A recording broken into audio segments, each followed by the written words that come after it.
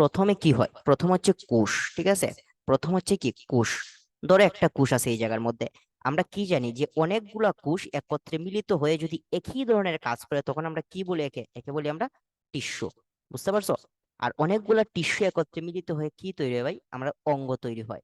ঠিক আছে, আর অনেকগুলা অঙ্গ একত্রে মিলিত হয়ে কি তৈরি হয় ভাই, তন্ত্র গড়ে। তাহলে সিরিয়ালটা বুঝতে পারছো? প্রথম হচ্ছে কোষ, তারপর হচ্ছে আমাদের টিস্যু, তারপর হচ্ছে আমাদের অঙ্গ, তারপর হচ্ছে আমাদের তন্ত্র।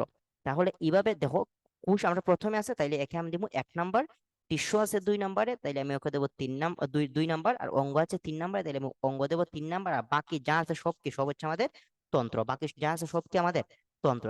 তাইলে পরিফেরা দেখো, পরিফেরা হচ্ছে কি, পরিফেরা, তাইলে পরিফেরাটা দেখো কি, পরিফেরা হচ্ছে আমাদের কোষ, ঠিক আছে, কোষ। আর নিডেরি হচ্ছে কি, কোষ টিস্যু, ঠিক আছে, বা টিস্যু কোষ দিয়ে দাও, টিস্যু কোষ। তারপর হচ্ছে কি আমাদের এই টিস্যু অঙ্গ, টিস্যু অঙ্গ। আর তারপর হচ্ছে বাকি সব কি, অঙ্গতন্ত্র, অঙ্গতন্ত্র। তো একদম সহজ না একটা বৈশিষ্ট্য? আমরা সহজেই বুঝতে পারছি এগুলা, যে